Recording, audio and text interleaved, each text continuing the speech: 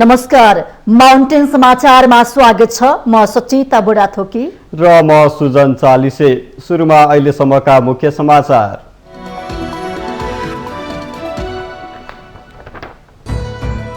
नेपाल भारत बीचको सन् 1950 को सन्धि पुनरावलोकन गर्नुपर्ने माओवादी केन्द्रका अध्यक्ष दाहालको धारणा। नेपाल भारत प्रबुद्ध समूहले तयार पारेको प्रतिवेदन ग्रहण गर्नुपर्ने टिप्पणी। भारत भ्रमणमा रहेका माओवादीका अध्यक्ष दाहाल र कांग्रेस नेत्री राणा बीच दिल्लीमा भएको भेट अर्थपूर्ण। दाहाल र राणाको दिल्ली भेटलाई लिएर काठमाडौँमा अनेक थरी अनुमान। वामपन्थी एकताका लागि कम्युनिस्टहरूले कांग्रेस नेतृत्वको सरकार छाड्नुपर्ने एमाले अध्यक्ष ओलीको शर्त। राष्ट्रको हितमा काम गर्दा आफूले दुवै पटक सरकारबाट हट्नु परेको गुनासो। चिनिया कम्युनिस्ट पार्टीका नेता लेओ जियान्चोको भ्रमणको प्रभाव नेपाली राजनीतिमा देखिँदै। पूर्व माओ पार्टी एमाले प्रति उग्र माधव नेपालको अभिव्यक्ति नरम हुन थाल्यो। चालु आर्थिक वर्षमा शेयर लगानीकर्ताले 11 खर्ब पुँजी गुमाए। नेप्से ओह्रालो लाग्दा बजार पुँजीकरण 11 खर्ब 41 अर्ब 62 करोडले घटेर 28 खर्ब 69 अर्ब 34 करोडमा खुम्चियो। युक्रेनको दक्षिणी शहर निकोपोलमा रुसी सेनाले गरेको मिसाइल आक्रमणबाट 37 जनाको मृत्यु। आवासीय भवन तथा महत्वपूर्ण क्षेत्रहरू रुसको निशानामा। र आईसीसी पुरुष विश्वकप लिग 2 को त्रिकोणात्मक सिरिजमा नामिबियाको जित। नामिबियासँग नेपाल 63 रनले पराजित।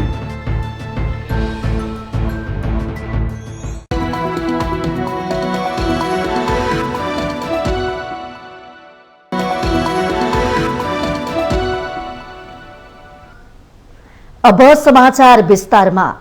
सत्ता साझेदार नेकपा माओवादी केन्द्रका अध्यक्ष पुष्पकमल दाहालले नेपाल भारत बीच भएको सन् 1950 को सन्धि पुनरावलोकन गर्नुपर्ने बताउनु भएको छ। भारत भ्रमणमा रहनुभएका अध्यक्ष दाहालले शनिबार नयाँ दिल्लीमा आयोजना गरेको एक कार्यक्रममा बोल्दै कूटनीतिक संवाद मार्फत दुई मुलुक बीचमा देखिएका समस्याहरू समाधान गरेर जान पनि सो सन्धिको पुनरावलोकन गर्न ढिलाइ गर्न नहुने बताउनु भएको छ। त्यसक्रममा उहाँले नेपाल भारत प्रबुद्ध समूहले तयार पारेको प्रतिवेदनलाई दुई मुलुक बीचको सम्बन्धमा अझ प्रगाढ बनाउने गरी ग्रहण गरेर अघि बढ्नुपर्ने पनि स्पष्ट पार्नुभयो। India today has emerged as a major economy. The achievement made by India in economic, social, scientific and other frontiers in recent years have been remarkable. India's development has been truly spectacular and inspiring. The people of Nepal had stood by India during its struggle for independence. Nepal had provided moral as well as material support. Today, they are standing by the people of India in the quest for development. अध्यक्ष दाहालले नेपालको कृषि पूर्वाधार पर्यटनमा लगानी बढाउन पनि भारतसँग आग्रह गर्नुभयो। सत्तारूढ भारतीय जनता पार्टीको निमन्त्रणामा अध्यक्ष दाहाल शुक्रबार भारत जानु भएको हो। यसबीच भारतीय विदेश मन्त्री एस जयशंकरले नेकपा माओवादी केन्द्रका अध्यक्ष तथा पूर्व प्रधानमन्त्री पुष्पकमल दाहालसँग भेटवार्ता गर्नु भएको छ। दाहाल र जयशंकर बीच नयाँ दिल्ली स्थित ताजमान सिंह होटलमा भेट भएको थियो।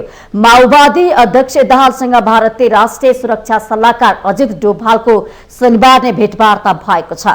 शनिबार बिहान अध्यक्ष दाहालले प्रधानमन्त्री शेरबहादुर देउवा पत्नी आरजू राणासँग नयाँ दिल्लीमा भेट गर्नु भएको छ। आज भारतीय प्रधानमन्त्री नरेन्द्र मोदीसँग भेट गरेर दाहाल स्वदेश फर्किने कार्यतालिका रहेको छ।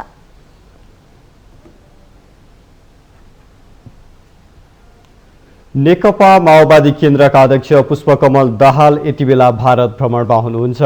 कांग्रेस नेत्री तथा प्रधानमन्त्री देउवा पत्नी आरजू राणा पनि उपचारको सिलसिलामा भारतमै हुनुहुन्छ। उत्तरी छिमेकी चीनको उच्च स्तरीय राजनीतिक भेटवार्ता सकिए लगतै दाहाल र कांग्रेस नेत्री राणा दिल्ली जानु र त्यहाँ भेटघाट गर्नु संयोग मात्र हो या नियोजित हो भन्ने प्रश्न उठेको छ। चिनिया कम्युनिस्ट पार्टीका विदेश विभाग प्रमुख लिउ चिन्चाओ 4 दिन नेपाल बसेर राजनीतिक भेटवार्ता सम्पन्न गरेर स्वदेश फर्किए। लिउको उक्त भ्रमण वाम एकता सूत्रपात र कांग्रेससँगको सम्बन्ध सुधार दुवै कोणबाट विश्लेषण भयो। नेपालमा चिनिया संवेदनशीलता विपरीतका गतिविधि नहोस् भन्ने उसको चाहना यस भ्रमणमा प्रकट रूपमा देखिएको छ। लिउको भ्रमण लगत्तै माओवादी केन्द्रका पुष्पकमल दाहाल भारत भ्रमणमा निस्किएका छन्। नयाँ दिल्ली पुगेका दाहालले त्यहाँ भारतीय नेताहरूलाई मात्र भेटेनन्, प्रधानमन्त्री शेरबहादुर देउवा पत्नी तथा कांग्रेस नेत्री आरजु राणासँग पनि भेट गरे। गएको 6 महिनामा आरजु राणाको यो चौथो भारत भ्रमण हो। चीनका प्रभावशाली नेता लिउ चिन्चाओ उच्च स्तरीय राजनीतिक भेटवार्ता सम्पन्न गरे लगत्तै दाहाल र राणाको दिल्ली भेटघाटलाई लिएर राजनीतिक वृत्तमा अनेक टिक्का टिप्पणी भइरहेका छन्। कूटनीतिक मामिलाका जानकारहरू चिनिया टोलीको भ्रमणसँगै भारत सशंकित भएकाले दाहालको भ्रमण भारतलाई मनाउनका लागि भएको बताउँछन्।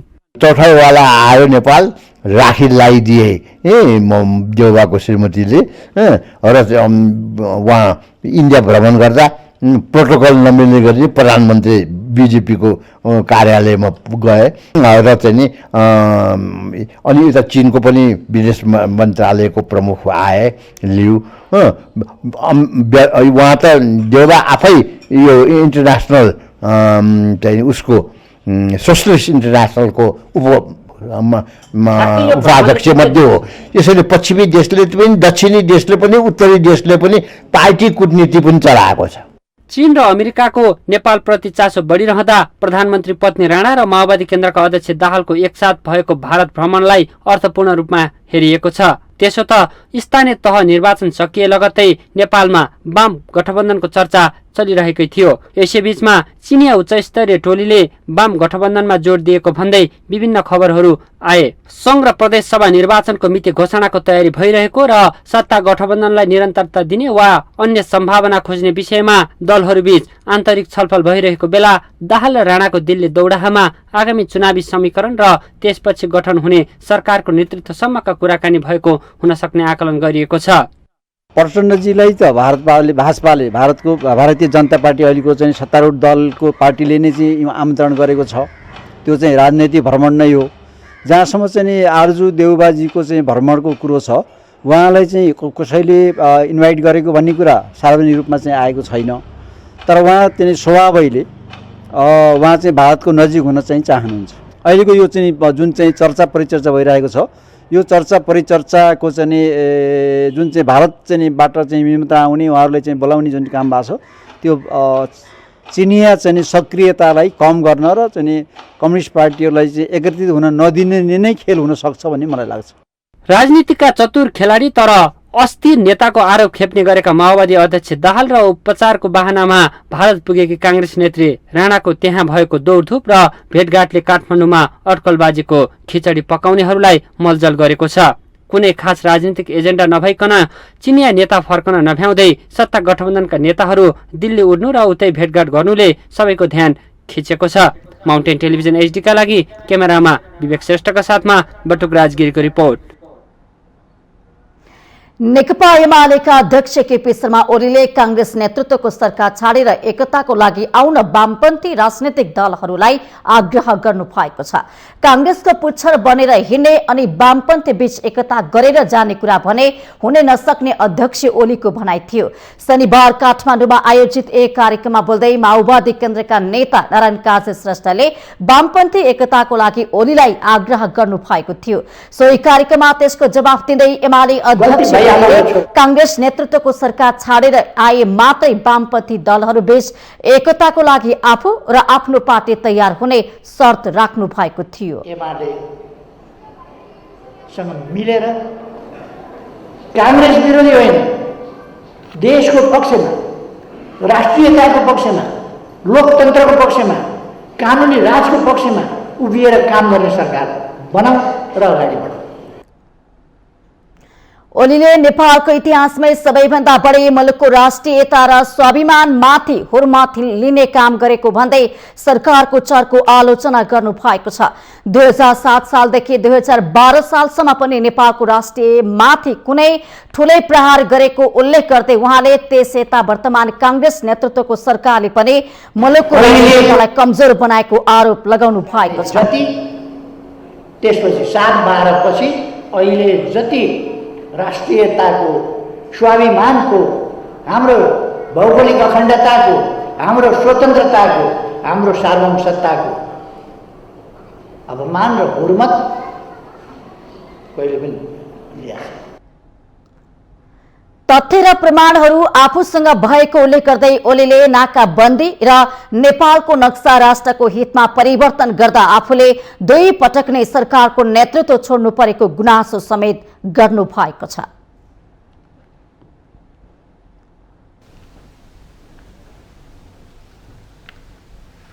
राष्ट्रिय प्रजातन्त्र पार्टीका अध्यक्ष राजेन्द्र लिङ्गदेनले पछिल्लो समय मुलुकको परराष्ट्र सम्बन्ध कमजोर भएको भन्दै चिन्ता व्यक्त गर्नुभएको छ।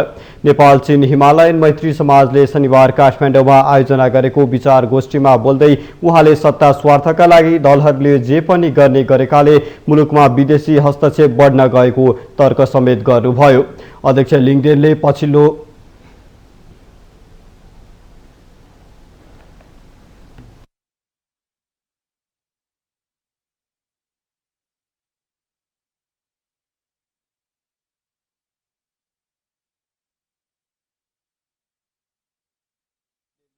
पछिल्लो दिनमा सहायताका नाममा विकासको नाममा सांस्कृतिक क्षेत्रमा भइरहेको अतिक्रमणले मुलुकको परराष्ट्र नीति चिन्ताजनक अवस्थामा पुगेको बताउनु भएको हो। उहाँले सबै दलहरूसँग परामर्श गरेर तत्काल साझा धारणा सहितको परराष्ट्र नीति बनाउन सरकारसँग आग्रह समेत गर्नुभयो।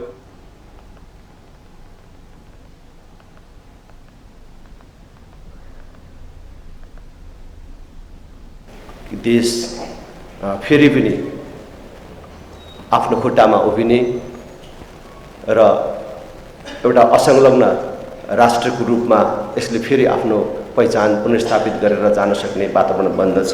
त्यसकारणले मलाई अबको दिनमा परराष्ट्र नीतिको बारेमा कुनै एउटा दल विशेषको नीति भन्दा पनि सबै दलहरूको साझा नीति बन्नुपर्छ र यसका लागि सरकारले पहल गर्नुपर्छ र सबै दलहरू एक ठाउँ बसेर हाम्रो साझा परराष्ट्र नीति बन्नुपर्छ भन्ने आग्रह गर्दछु।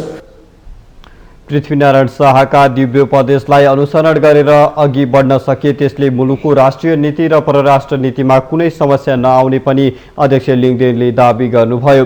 सोही कार्यक्रममा बोल्दै सत्तारूढ जनता समाजवादी पार्टी नेपालका अध्यक्ष उपेन्द्र यादवले केपी ओली नेतृत्वको अघिल्लो सरकारलाई हटाउने काममा विदेशीको साथ रहेको दाबी गर्नुभयो। पूर्व परराष्ट्र मन्त्री समेत रहेका अध्यक्ष यादवले भूराजनीतिक प्रभावकै कारण ओली प्रधानमन्त्रीबाट हट्नु परेको दाबी गर्नुभएको हो। उहाँले नेपालको राजनीतिमा कतै न कतै भूराजनीतिक प्रभाव देखिँदै आएको पनि स्पष्ट पार्नुभयो। हाम्रो यहाँ पूर्व प्रधानमन्त्री जी हुनुहुन्छ, उहाँ सँगसँगै म उहाँकै क्याबिनेटको प्रधानमन्त्री थिएँ। म पूर्व भएँ, केही दिनपछि उहाँ पनि पूर्व हुनुभएछ। यो पनि भूराजनीतिकै प्रभाव हो। कतै न कतै नेपालको राजनीतिक अस्थिरता अहिलेदेखि होइन, त्यो सुरुदेखि नै प्रभावित भएर आएको छ। अर्का वक्ता नेकपा माओवादी केन्द्रका नेता नारायण काजी श्रेष्ठले सबै वामपन्थी पार्टीहरूलाई तालमेलका लागि आग्रह गर्नुभयो। मुलुकलाई सङ्कटबाट जोगाउनका लागि पनि सबै वामपन्थी शक्तिहरू तालमेल गरेर अघि बढ्नुपर्ने उहाँको तर्क थियो। नेपालमा वामपन्थीहरू मात्रै देशभक्त शक्ति भएको उल्लेख गर्दै उहाँले उनीहरू बीचमै एक अर्कालाई सिध्याउने काम भए मुलुक नै सङ्कटमा पर्ने भन्दै चिन्ता व्यक्त गर्नुभयो।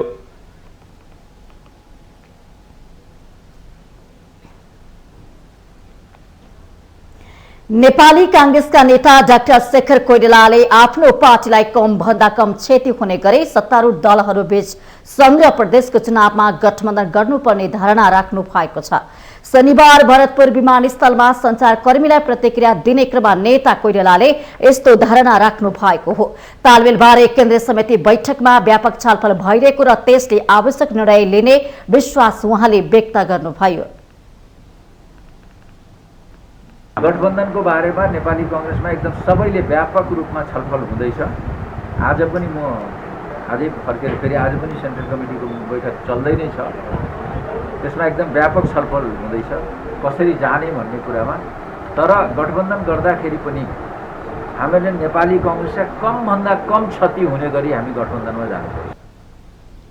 नेता कोइरालाले पार्टीको विधान अनुसार अझै केन्द्रीय कोषाध्यक्ष समेत चयन गर्न नसकेको भन्दै पार्टी सभापति शेरबहादुर देउवाप्रति असन्तुष्टि व्यक्त गर्नु भएको छ। उहाँले पार्टीलाई विधि विधानमा हिँडाउन नेतृत्वलाई सचेत गराउने काम आफूहरूले गरिरहने बताउनु भएको हो।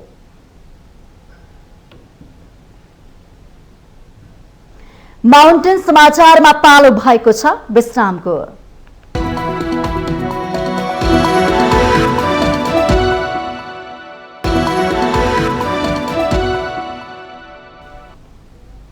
विश्रामपछि स्वागत छ। अब बाँकी समाचार। राष्ट्रिय चिकित्सा आयोगले चिकित्सा शिक्षाको शुल्क बढाएको छ। शैक्षिक सत्र 2078-79 का लागि आयोगले चिकित्सा शिक्षा अन्तर्गत स्नातक, स्नातकोत्तर र सोभन्दा माथिल्लो तहको शैक्षिक कार्यक्रममा शुल्क बढाएको हो। गत शैक्षिक सत्रको भन्दा यसपटक 3.6% शुल्क वृद्धि गरिएको छ। स्नातक तहतर्फको कार्यक्रममा एमबीबीएस उपत्यकाभित्र 41,68,000, एमबीबीएस उपत्यका बाहिर 45,95,000, बीडीएस 20,92,000, बीएससी नर्सिङ 10,36,000 रुपैयाँ शुल्क निर्धारण गरिएको छ। यस्तै BSc, MIT, BPT, B medical microbiology र बी बायोकेमिस्ट्रीमा, त्यसैगरी बीपीएच, बी फार्मेसी, विपरटेक, बीएसएसपी लगायतका शुल्क 7,77,000 रुपैयाँ तोकिएको छ। यस्तै स्नातकोत्तर तहतर्फ एमएससी मेडिकल माइक्रोबायोलोजी र MSc medical biochemistry, MSc MIT, MSc MLT को पनि 7,57,830 रुपैयाँ तोकिएको छ। स्नातकोत्तर तहभन्दा माथि एमफिल क्लिनिकल साइकोलोजी को 3,04,000 रुपैयाँ र डीएमएमजीएस को 25,90,000 रुपैयाँ शुल्क तोकिएको आयोगले जनाएको छ।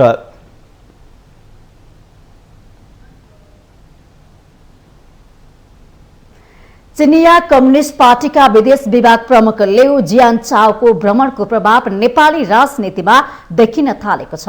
नेकपा यसका अध्यक्ष माधव कुमार नेपालको अमेरिका लक्षित खरो टिप्पणी र एमालेसँग लचक हुने अभिव्यक्ति सार्वजनिक भएसँगै देशमा लिउको मन्त्रणा मिसिएको आकलन भएको छ। लिउ फर्किए लगतै माओवादी अध्यक्ष दाहालको भारत भ्रमणले थप आशंका जन्माएको छ।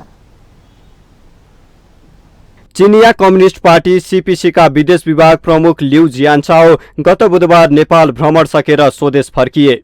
अब भने लिउको भ्रमणको प्रभाव बिस्तारै नेपाली राजनीतिमा देखिन थालेको छ। नेपाल बसाइमा उनले प्रधानमन्त्री लगायत कम्युनिस्ट पार्टीका शीर्ष नेताहरूसँग भेटवार्ता गरेका थिए। लिउसँगको भेटवार्ताले विशेष गरी कम्युनिस्ट नेताहरूमा नयाँ ऊर्जा प्रदान गरेको देखिन्छ, जसले नेपालको राजनीतिलाई नयाँ मोड दिने संकेत गरेको छ। नेकपा एकीकृत समाजवादीका अध्यक्ष माधव नेपालले शुक्रबार अमेरिकी सहयोग परियोजना एमसीसी र त्यसपछि चर्चामा आएको अमेरिकी स्टेट पार्टनरशिप प्रोग्राम एसपीपी का बारेमा खरो टिप्पणी गरे। नेपाल त्यतिमै रोकिएनन्, अब एमालेलाई धेरै प्रहार नगर्ने र लचक हुने रणनीति लगाउनु पर्नेमा जोड दिनुपर्ने समेत बताएका छन्।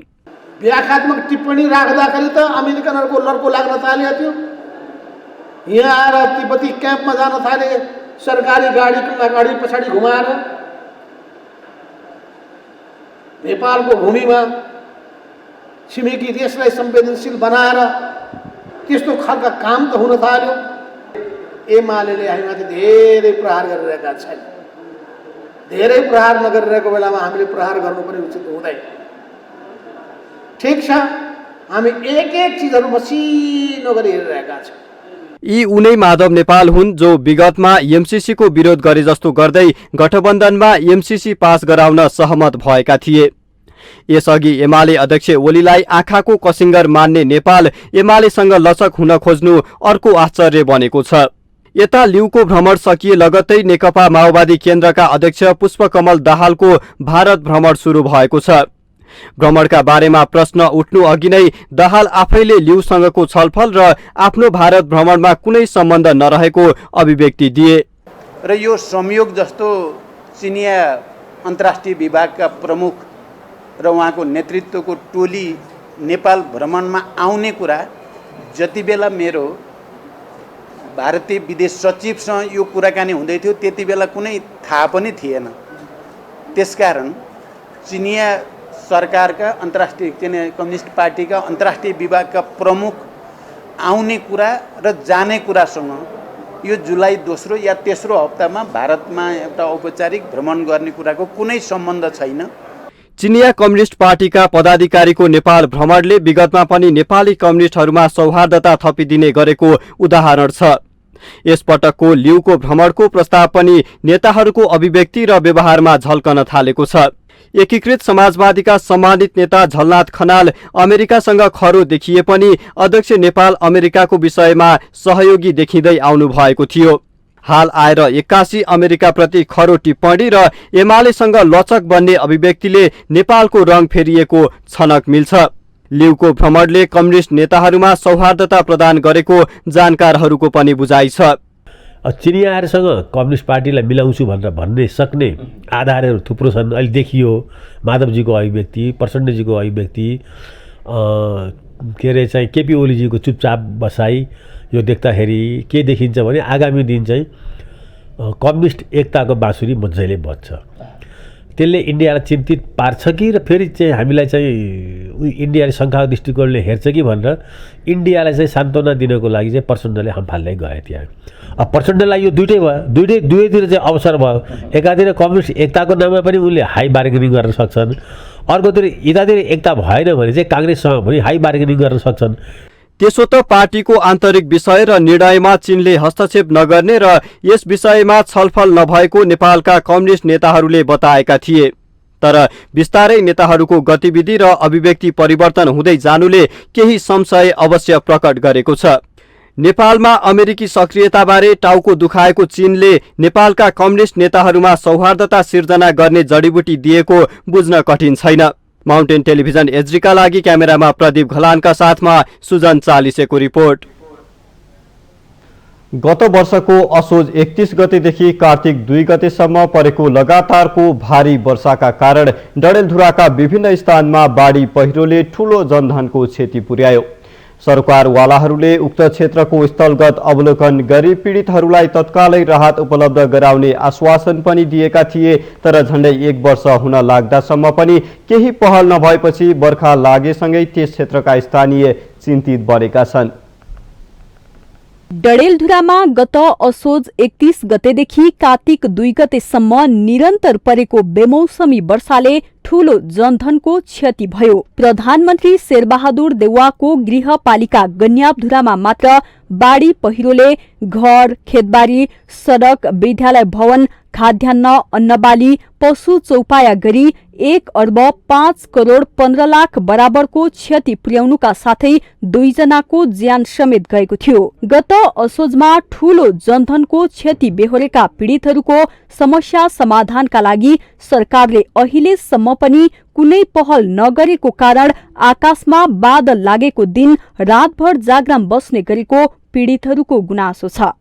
त्यतिखेर राति नै हामीहरू बाहिर खुसेर ओल्लो पल्लो घरका सबै जम्मा भएर त्यहाँबाट बसेर 2-3 दिनसम्म त्यसै काटे सर।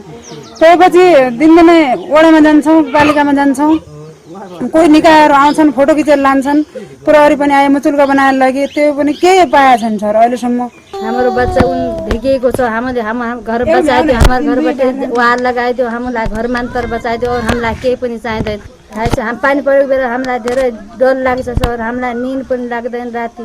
हामीलाई धेरै समस्या हुन्छ सर, बादल आयो भने हामीलाई रात निद लाग्दैन, खाने मन हुँदैन, के गर्ने समस्या छ। रात दिन आफ्नो दिमाग खराब हुन्छ, त्यस्तो समस्या छ। बाल बच्चा कहाँ हाल्ने, रात गाई गोरु छन् तिनलाई कहाँ हाल्ने, तिनलाई सम्हाल्नै पर्यो, बाल बच्चालाई सम्हाल्नै पर्यो। रात सुतेका टाइम हामीलाई समस्या धेरै हुन्छ क्या। वर्षाले किसानको धान खेत खोलामा परिणत भएको थियो। यता गन्याबधुरा गाउँपालिकाले भने पीडितहरूलाई क्षतिपूर्तिको पहल भइरहेको जनाएको छ।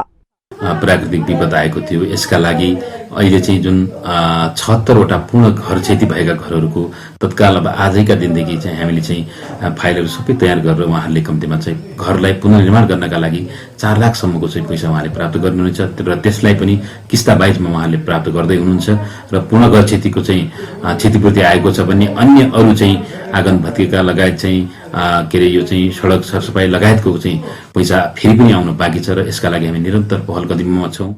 बाढी पहिरोले पुर्याएको क्षतिको अवलोकन गर्न प्रधानमन्त्रीको गाउँपालिका पुगेका गृहमन्त्री बालकृष्ण खाँडले बाढी पीडितको स्थलगत अवलोकन गर्नुभएको थियो। अवलोकन पश्चात क्षतिको विवरण बुझ्दै गृहमन्त्री खाँडले पीडितलाई अविलम्ब राहत उपलब्ध गराइने आश्वासन दिनुभएको थियो। वर्षा सिद्धिसकेपछि भारी पानी परेर बाढी पनि आएको छ र पहिरो पनि आएको छ। यो भएको नोक्सानलाई जस्तै बाटो बिग्रिया छ हैन, त्यसपछि खानेपानीको चाहिँ तपाईलाई पाइपहरू भत्किएको छ, बाटो भत्किएको छ, स्कुल भत्किन लागेको छ, भत्किएको छ, घरहरू भत्किएको छ। त्यसैलाई नै चाहिँ हामीहरूले बुझ्न हेर्न आएको हो र यहाँको विकासका लागि सङ्घीय सरकारले नै अब बजेटको व्यवस्था गरेर तपाईहरुको यो पुनर्निर्माणका लागि हामीहरूले काम थाल्छौँ। त्यसका लागि नै आएको। तर 1 वर्ष पुग्न लाग्दा समेत केही पहल नभएपछि वर्षायाम सुरु भएसँगै स्थानीयहरू त्रसित भएर बस्न बाध्य छन्। माउन्टेन टेलिभिजन एचडीका लागि डडेलधुरा सहकर्मी विमल जैरूको रिपोर्ट। माउन्टेन समाचारमा पालो भएको छ विश्रामको।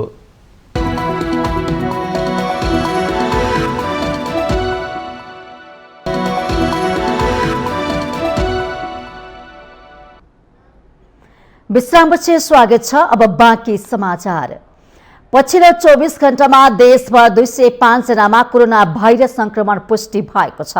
स्वास्थ्य तथा जनसंख्या मन्त्रालयका अनुसार 3090 जनामा गरिएको परीक्षणमा 205 जनामा संक्रमण पुष्टि भएको हो।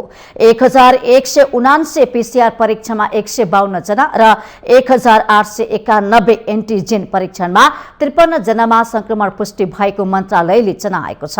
पछिल्लो 24 घण्टामा कोरोना संक्रमण मुक्त हुनेको संख्या 51 रहेको छ। शनिबारसम्म नेपालमा कोरोना भाइरसको सक्रिय संक्रमितको संख्या 1385 पुगेको छ। संक्रमित मध्ये 1344 जना होम आइसोलेसनमा छन् भने 41 जना संस्थागत आइसोलेसनमा छन्। संस्थागत आइसोलेसनमा रहेका मध्ये 17 जना आइसियुमा छन् भने 1 जना भेन्टिलेटरमा उपचाररत छन्। प्रदेश अनुसार सबैभन्दा धेरै कोरोना संक्रमित बागमतीमा छन्। बागमतीमा 1052, प्रदेश 1 मा 71, प्रदेश मधेसमा 68, गण्डकीमा 60, लुम्बिनीमा 45, सुदूरपश्चिममा 36 र कर्णालीमा 12 जनामा संक्रमित होम आइसोलेसनमा छन्। बागमतीमा 34 जना, प्रदेश 1 मा 5, मधेस र लुम्बिनीमा 1-1 जना होम आइसोलेसनमा रहेका छन्।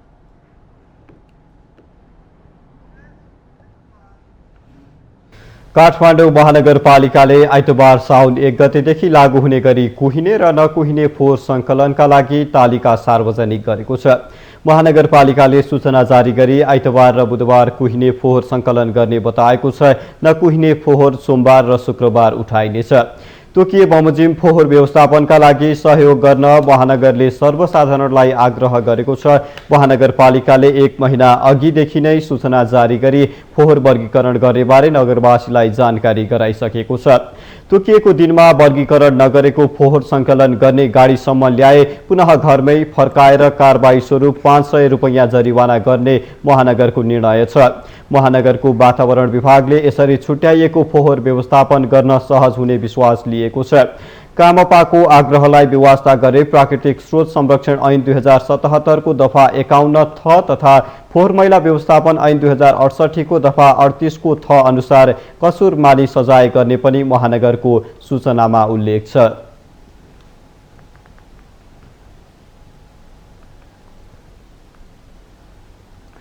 सरकारले स्वास्थ्य क्षेत्रको लागि भनेर हरेक वर्ष ठूलो रकम विनियोजन गर्ने गरेको छ। अझ विशेष गरी संघीय र प्रदेश सरकारले जटिल प्रकारका बिरामीहरूलाई निःशुल्क औषधि तथा मासिक रूपमा रकम समेत दिने भनेर बजेट भाषणमा भन्ने गरेका छन्। तर दाङ लगायतका धेरै जिल्लाका बिरामीलाई आफ्नै ठाउँमा डायलासिस गर्न सहज सुविधा भने छैन।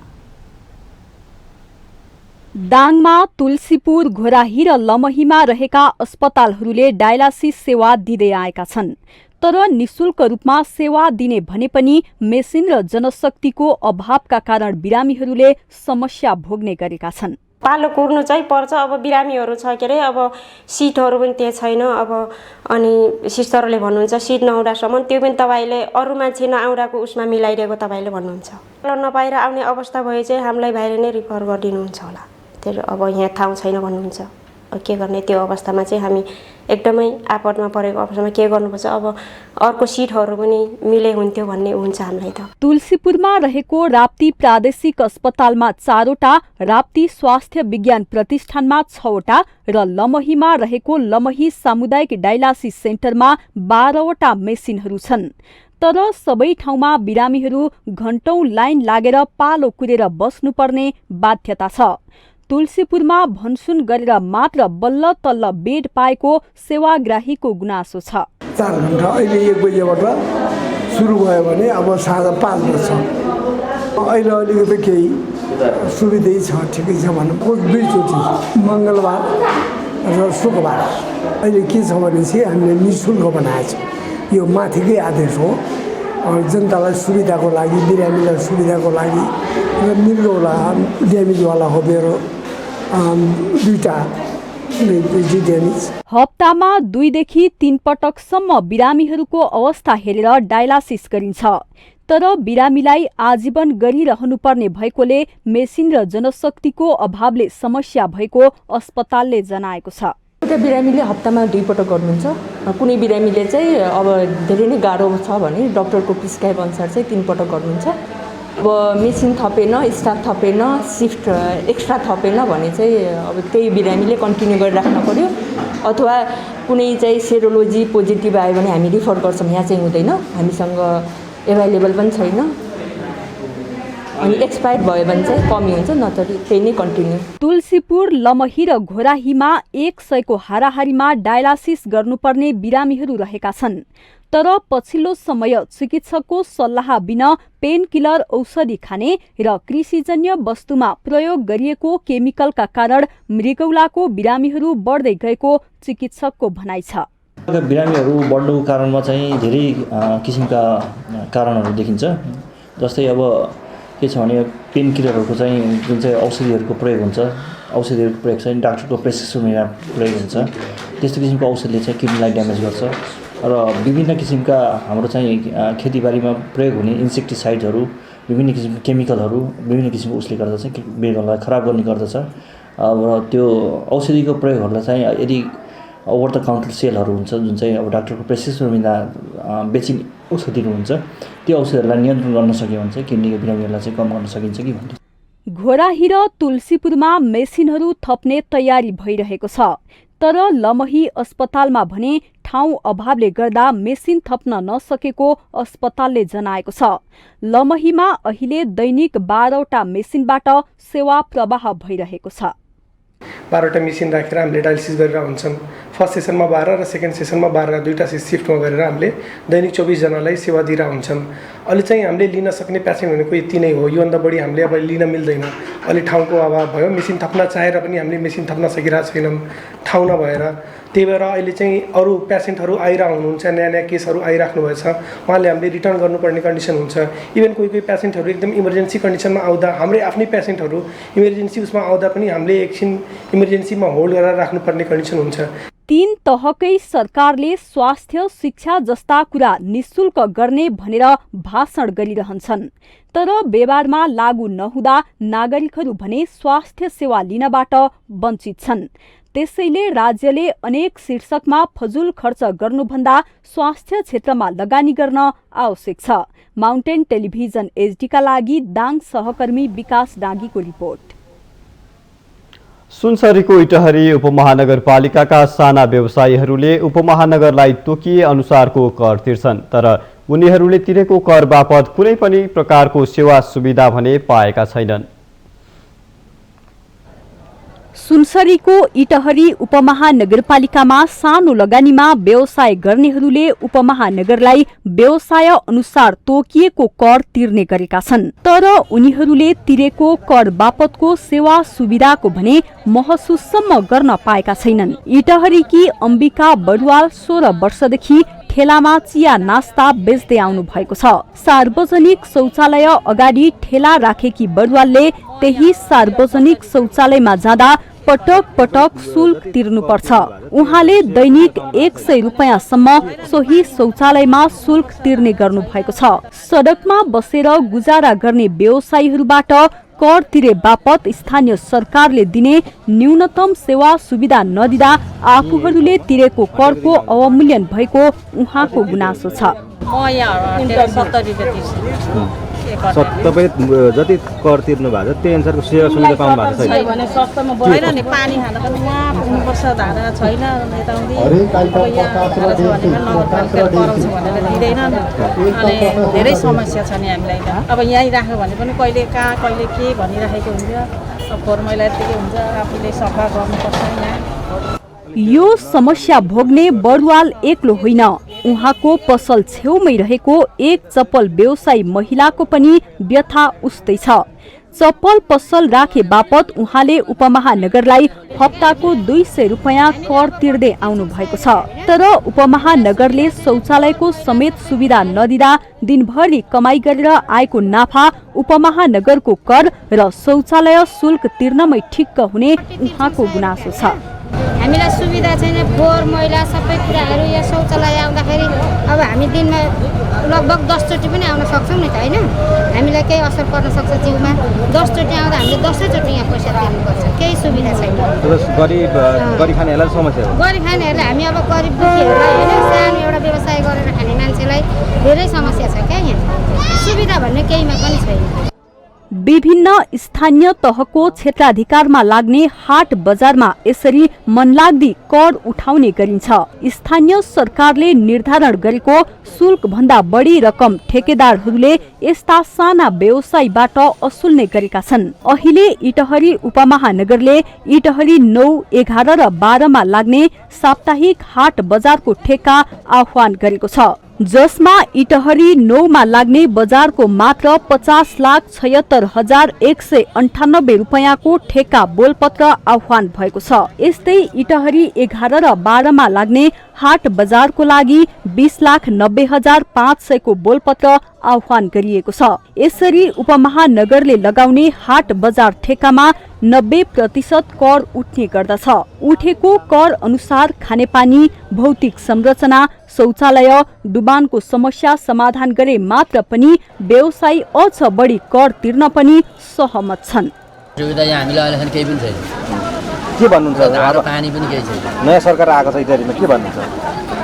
के माग छ? ल भन्दै हुन्छु हामीले बजार राम्रोसँगले बनाइदिनु, टहरा हालिदिनु, व्यवस्थित तरिकाले गरिदिनु, अनि धारो कलहरू राखिदिनु, अनि बरु 70 60 सय लिनु, त्यस्तो कुरा हामीले गरेको छौँ। अन्य बजार भन्दा सस्तो मूल्यमा सामान खरिद गर्न हाट बजारमा ठूलो भिडभाड हुने गरेको छ। तर स्थानीय सरकार भने कर उठाउनमा मात्र केन्द्रित हुँदा सानो लगानी गरेर आमदानी गर्न खोज्ने व्यवसायीहरू भने मारमा पर्ने गरेका छन्। माउन्टेन टेलिभिजन HD का लागि सुनसरी सहकर्मी विनोद आचार्यको रिपोर्ट। हामीसँग आर्थिक अन्तर्राष्ट्रिय र खेल समाचार बाँकी नै छन्। माउन्टेन समाचारमा पालो भएको छ विश्रामको।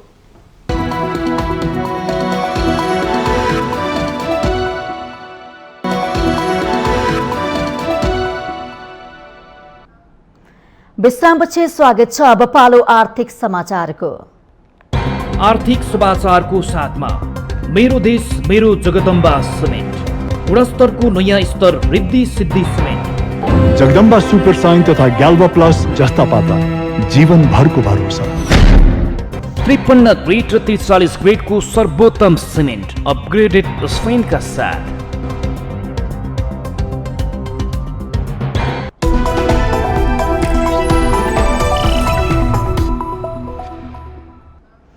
शेयर बजारका लगानीकर्ताको लागि आर्थिक वर्ष 78-79 सुखद रहन सकेन।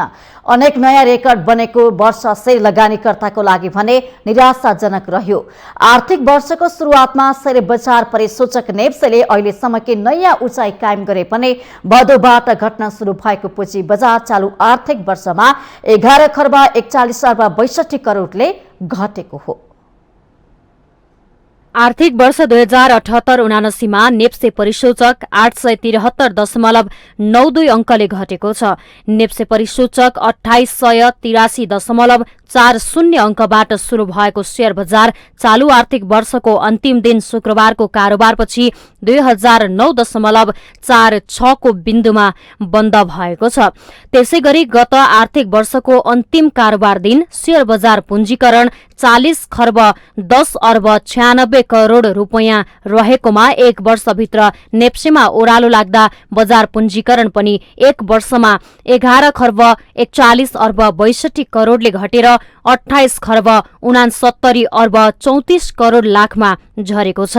वर्षको शुरूआतमा बजार परिसूचक नेप्सेले अहिलेसम्मकै नयाँ उचाइ कायम गर्यो। आर्थिक वर्षको शुरूमा कारोबार रकम र बजार परिसूचकले नयाँ उचाइ कायम गरेको शेयर बजारमा भदौबाट नै घट्न शुरू भएको हो। 2 भदौ 2078 मा नेप्से 3169.03 अङ्कको ऐतिहासिक उचाइमा पुग्दा धितोपत्र बजार पुञ्जीकरण 44 खर्ब 68 अर्ब 50 करोड़ 54 लाखसम्म पुग्यो। तर त्यसपछि घट्न शुरू भएको नेप्से आर्थिक वर्ष सकिँदा उक्त बिन्दुबाट 37.19% गिरावट आएर बन्द भएको हो।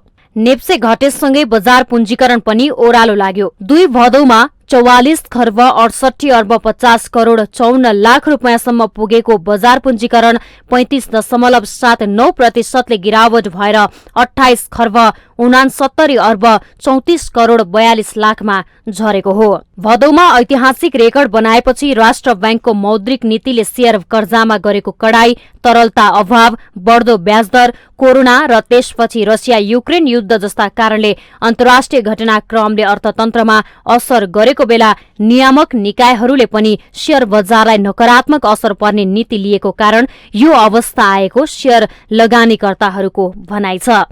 9 असार 2079 मा नेप्से 1848.28 अङ्कमा झर्यो। चालू आर्थिक वर्षमा कुल 232 दिन शेयर कारोबार भएको छ। आर्थिक वर्षभरि 11 खर्ब 79 अर्ब 26 करोड़ 88 लाख 59,999 रुपैयाँको शेयर कारोबार भएको छ। 31 साउन 2078 मा सबैभन्दा धेरै 21 अर्ब 64 करोड़ 76 लाख बराबरको कारोबार भएको थियो। नेप्सेमा एकै दिनमा भएको अहिलेसम्मकै यो उच्च कारोबार हो। आर्थिक वर्षको शुरूआतको कारोबार रकम उच्च भए पनि पछिल्ला दिनमा क्रमशः नेप्से घट्दै जाँदा कारोबार रकम पनि घट्दै गयो। 2079 असार 3 गते शुक्रबार आर्थिक वर्षकै न्यून 73 करोड़ 63 लाख 12 हजारको कारोबार भएको छ। असारबाट नेप्सेमा 6 दिन कारोबार शुरू हुँदा शुक्रबार 2 घण्टा मात्रै कारोबार हुँदै आएको छ। नयाँ आर्थिक वर्षमा शेयर बजार उकास्न सम्बन्धित निकायहरू गम्भीर हुनै पर्ने अहिलेको आवश्यकता हो।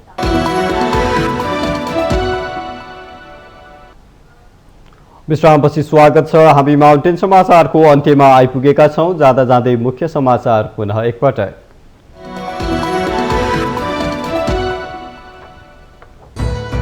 नेपाल भारत बीचको सन् 1950 को सन्धि पुनरावलोकन गर्नुपर्ने माओवादी केन्द्रका अध्यक्ष दाहालको धारणा। नेपाल भारत प्रभुत्व समूहले तयार पारेको प्रतिवेदन ग्रहण गर्नुपर्ने टिप्पणी।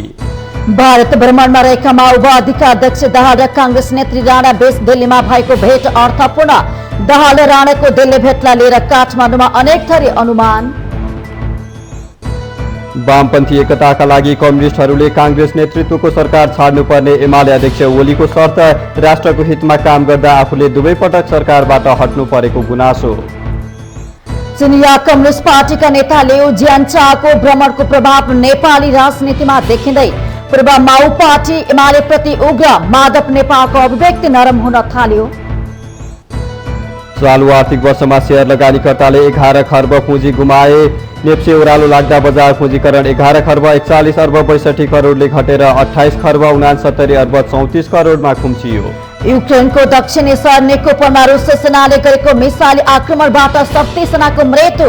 आवासीय भवन तथा महत्वपूर्ण क्षेत्रहरू रुसको निशानामा। र आइसिसी पुरुष विश्वकप लिग 2 को त्रिकोणात्मक सिरिजमा नामिबियाको जित। नामिबियासँग नेपाल 63 रनले पराजित।